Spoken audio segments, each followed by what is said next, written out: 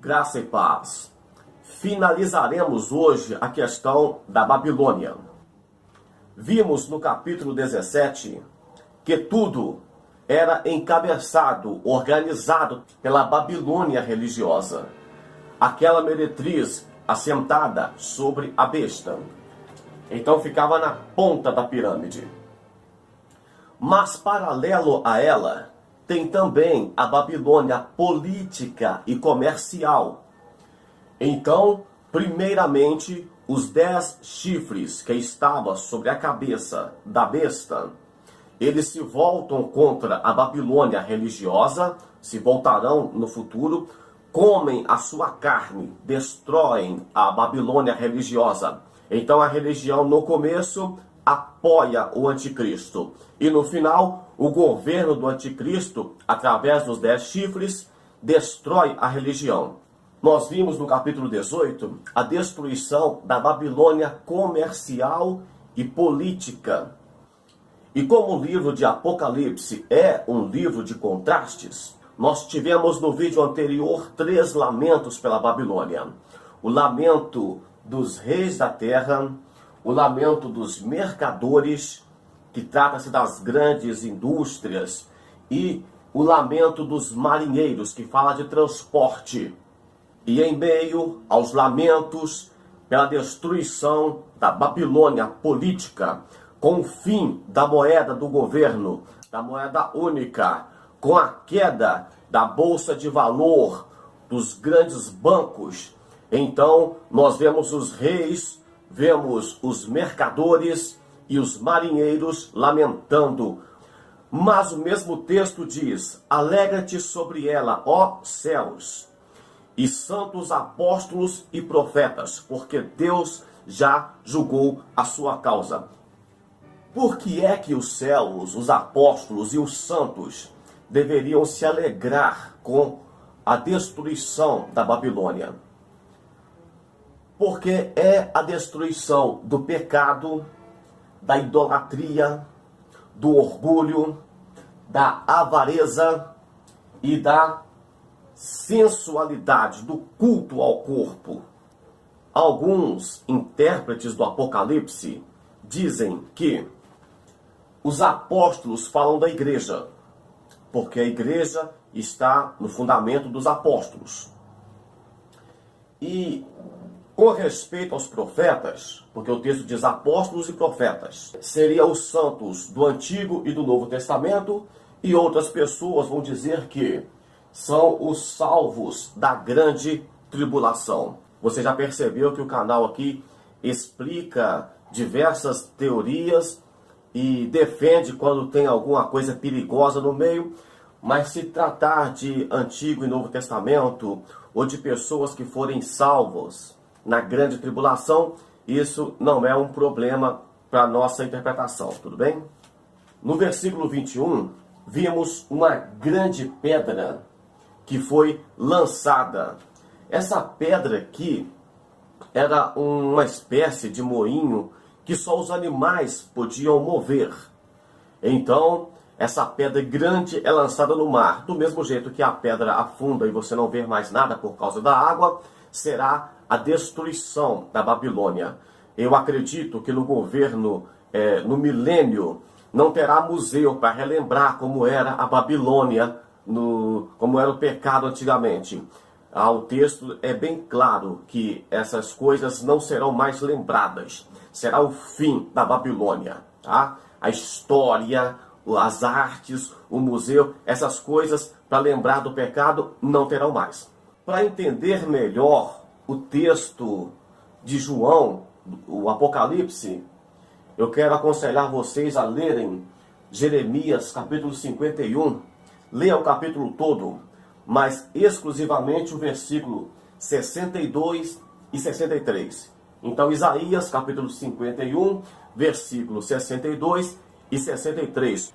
No versículo 22, diz que não se ouvirá mais a voz de arpistas, nem de músicos, nem de flautistas, nem de trombeteiros, e nenhum artífice de arte alguma se achará mais em ti, e o ruído da mó em ti não se ouvirá mais.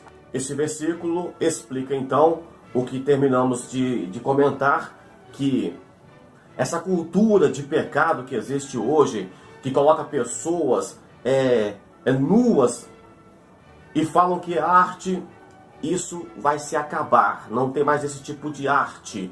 A música utilizada em orgias, em striptease, esse tipo de coisa, não terá mais.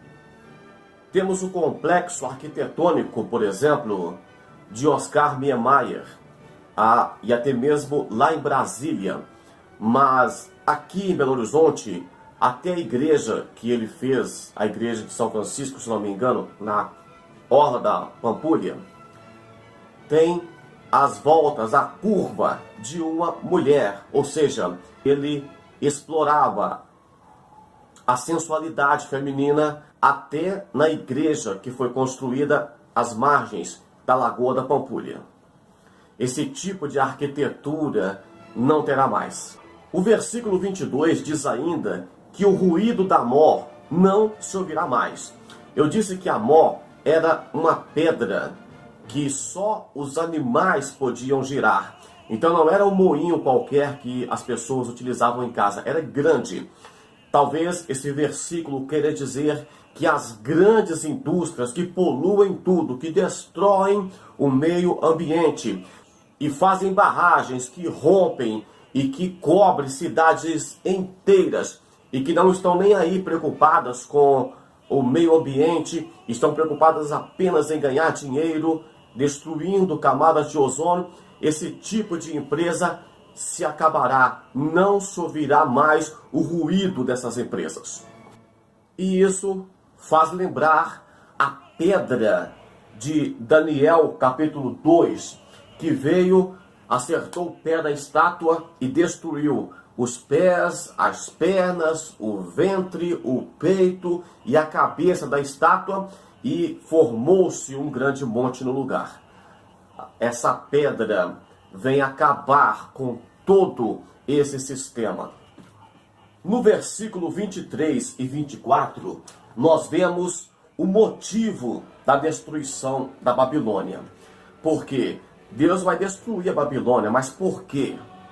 Por três principais motivos. O primeiro motivo: os seus mercadores eram os mais ilustres da terra, porém a sua riqueza não era lícita. Se você não tiver necessidade de gastar o seu dinheiro, eles criam uma necessidade para você. Segundo motivo, esse segundo motivo já foi visto no capítulo 18, versículo 3.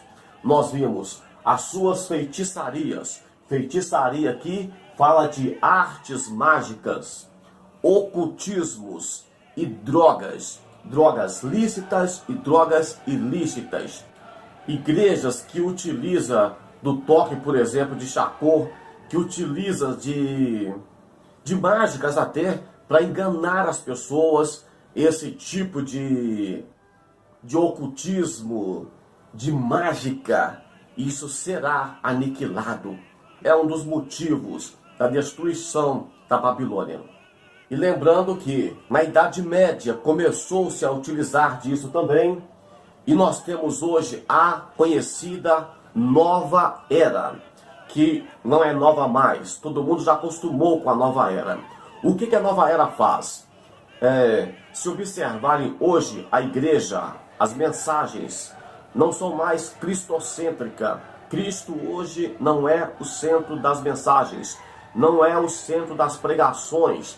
O centro da pregação hoje nas igrejas são as necessidades humanas. O que é que Deus vai fazer por você? O que é que Deus vai fazer na sua família? O que é que Deus vai fazer na sua vida profissional? Então eles tiraram o foco de Deus, de Jesus, e colocaram na necessidade do ser humano. E as pessoas ficam cegas com essa mágica, com essa nova era, com essa falsa teologia de prosperidade que diz que você tem que ser rico para ser abençoado. Elas estão ainda focadas em três pilares. O primeiro é o da riqueza. Ou seja, se você é um crente salvo, tem que ser rico. Segundo, é o do luxo. tem que viver no luxo, tem que usar coisas caras, tem que esbanjar, enquanto outras pessoas morrem de fome. Não é justo isso. E o terceiro é da sensualidade. Tem que parecer bonito, bonita a qualquer custo. Tem que ser uma pessoa desejada a todo custo. Isso é nova era. Isso é um dos motivos da destruição da Babilônia. O terceiro motivo da destruição da Babilônia é por causa do sangue. Sangue dos profetas, sangue dos santos e santo de todos os que foram mortos na terra. A Bíblia diz que a terra clama pelo sangue. Então, todo o sangue que foi derramado por causa de guerras, porque as pessoas queriam o quê? Riqueza. Fizeram guerra porque queriam o quê? História. Fizeram guerra porque queriam o quê? Poder. Todas as guerras, as batalhas, a concorrência que existe hoje, é tudo pelo motivo de riqueza, de luxo, de sensualidade. Então, Deus vai cobrar isso também. O sangue que foi derramado em prol do luxo de alguns. Com isso, chegamos a uma conclusão de que a Babilônia não é simplesmente uma Roma qualquer. A Babilônia será uma síntese de todas as nações. Desde Gênesis capítulo 4, versículo 17, a cidade fundada por Caim, que veio produzindo maldade até os dias atuais. Naqueles dias, Deus aniquilará a Babilônia. E esse assunto está ficando por aqui. E vem aí bodas do Cordeiro, tribunal de Cristo, um monte de assunto interessante pela frente. Deus abençoe vocês, participe conosco. Se ainda não for inscrito, se inscreva. Deus abençoe sua vida, um forte abraço e até o próximo vídeo.